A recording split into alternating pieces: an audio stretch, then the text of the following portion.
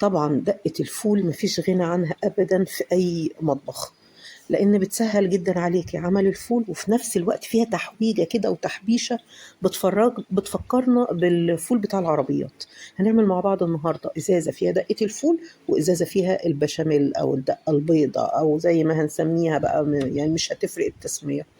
ونعملها مع بعض ونحطها في التلاجة، احتفظ بيها لغاية ما تخلص واعمل غيرها.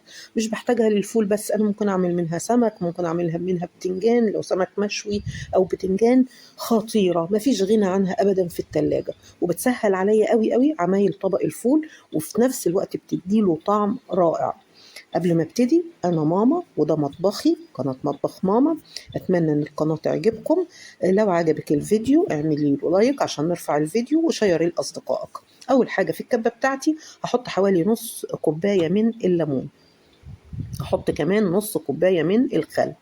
طبعا المقدار بيبقى مطاط، مش لازم نص نص، اصل انا مش بعمل كيكة مثلا لو زودت حاجة تبوظ لا. يعني خلي فيه كده ايه مرونة. حطيت هنا حوالي 10 فصوص من الثوم المهروس. هحط هنا هريسة شطة، طب لو ما عندكيش هريسة شطة حطي شطة حمراء. طب انت مش بتحبي اصلا الحاجة سبايسي، حطي حبة بابريكا، حطي قرن فلفل اخضر لو بتحبيه. حطيت هنا كمان معلقة كمون، معلقة كزبرة، طبعا الملح انا نسيت احطه بس اتحط بعدين. حطيت هنا حبة ورق، بس ورق من الكزبرة الخضراء او البقدونس، ده هينفع وده هينفع، ده له طعم وده له طعم. حابة تحطي خلطة من الاتنين، حبة بقدونس وحبة كزبرة، تمام. حطيت حوالي كوباية ونص أو كوبايتين من المية، وابتدي بقى ايه اضرب الحاجات دي كلها مع بعضيها في الكبة بتاعتي لغاية ما انعمها جدا. وصلنا لحد هنا، عملنا لايك ولا لسه؟ يلا كده اللايك يا حلوين. كده بقى خلاص انا ضربتها. ابتدي بقى ايه احطها، حابة تصفيها صفيها، مش حابة انا بصراحة ما بصفيهاش. لو حابه ان انت تصفيها عشان تشيلي منها اي اجزاء كده تكون ما اتضربتش كويس، صفيها. انا ما بصفيهاش، انا بحطها على طول في الازازه.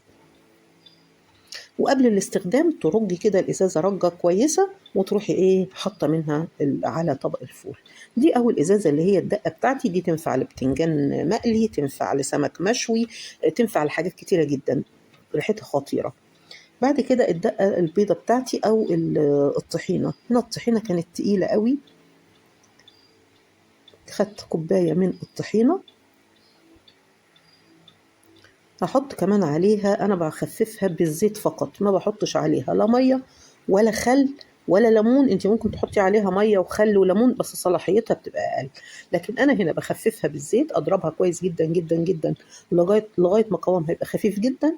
وكده أنا خففتها بالإيه بالزيت، بحيث إن أنا دلوقتي هي إيه الزيت لطبق الفول موجود، الطحينة موجودة، الدقة موجودة، يبقى أنا كل التحبيشة بتاعت طبق الفول بتاعتي موجودة. يا دوب ان شايفه قوامها حلو ازاي، يا دوب ان انا ادوق بس ملح، ومحتاج حبه ملح مش محتاج ملح خالص.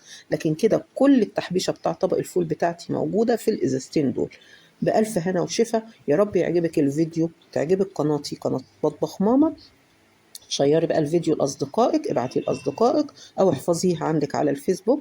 وإن شاء الله أشوفكم في فيديو تاني قريب من وصفاتي السهلة والسريعة والاقتصادية.